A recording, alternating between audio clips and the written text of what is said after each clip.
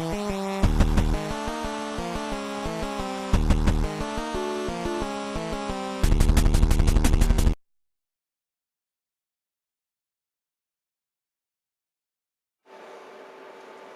everyone, this is Kev the Retro Game Crusader, and this is me talking about the Xbox One conference. And they didn't talk about a single issue that's happened in the last 3 weeks of what's going on with the console, which is still pretty cuntish. Like, they can fuck off with some of them ideas, like, because it's like, do you really want to get watched by a camera? Do you want it listening to everything you say?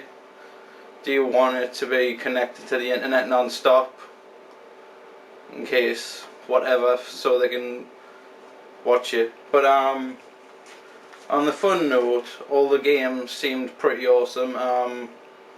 This is my second take on this. I didn't record half of it. So the first game that they showed looked amazing. It was Metal Gear Solid 5 Phantom Pain.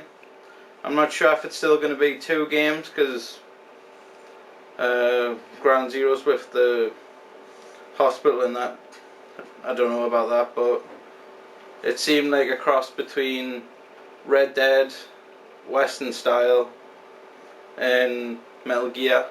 But it seemed like he has a new team, Snake, and he's played by Kiefer Sutherland of the 24 series, and he plays like a lot of voice acting, like in Phone Booth, where you don't really see him for the whole movie. You see him about a split second.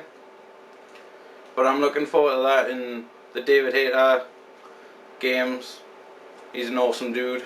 If you don't know much about him, he's awesome as fuck. Killer Instinct, I've played 2 of them before, the N64 one and the SNES version. They were alright games, but I was never head over heels for them. But I know a lot of people in the retro community are, so if they go for that title, great on them. It might be amazing comeback for the franchise, and you never know, Rare may come back with more and more old school Nintendo type of classics, like Conker's. They might bring Conker's Bad Fur Day 2 out or something instead of the remake. Forza 5 looked awesome. I like the detail into the McLaren P car. The car I want to drive someday, but I think I might be able to drive it or go in it in a couple of months, because I've got a family member who does track day events and owns that car, so not that hard to go try have a ride in that car. Sunset Overdrive, that game looked really cool. I like the colour design, I like the parkour of it.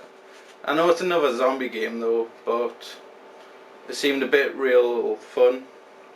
And then the next title was a God of War 300 Gladiator type ripoff called Rise, with like Romans. I like the where they make the, what's it called, turtle, what the Romans do when they like take on a fort, where they all get in a line and block over. That's always been cool. I like that from learning in history and stuff.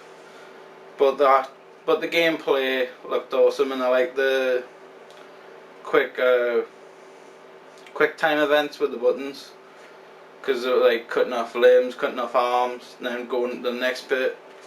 That seemed like really awesome game. Be cool to hear about that more.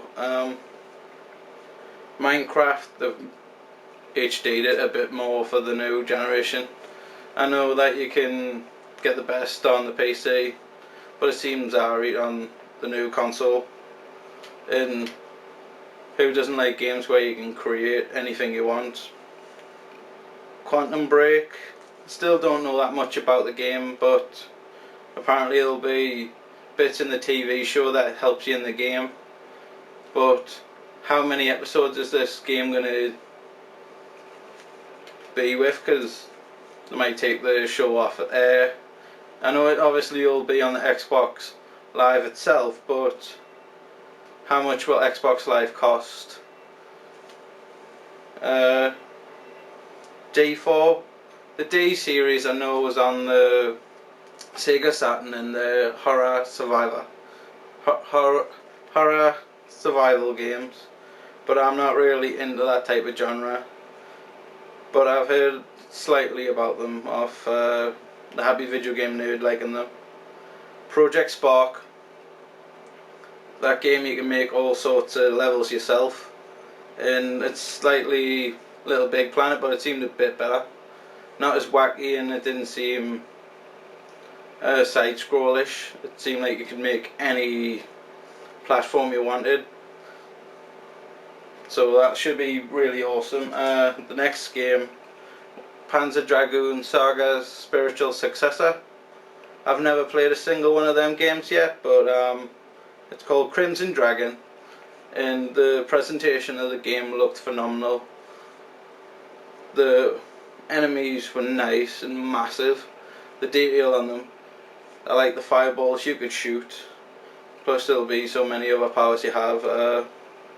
Dead Rising 3 didn't seem as wacky or fun as the previous ones. They seem to go for a more serious in this one type of, but I know everyone loves the old school ones where you just jump down from like high and start spinning around the zombies, hitting them with like tennis balls, anything you can find.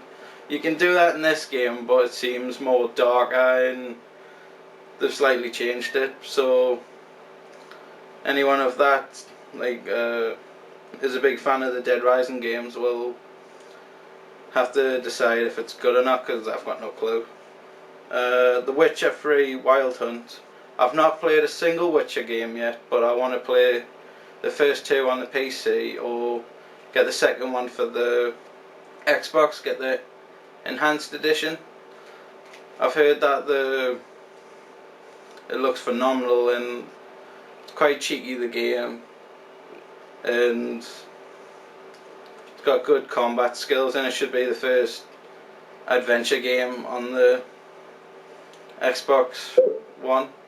But I've heard that they were going to play Fable 4 type of stuff in it, but they must kept hushed for that for the minute. Battlefield 4.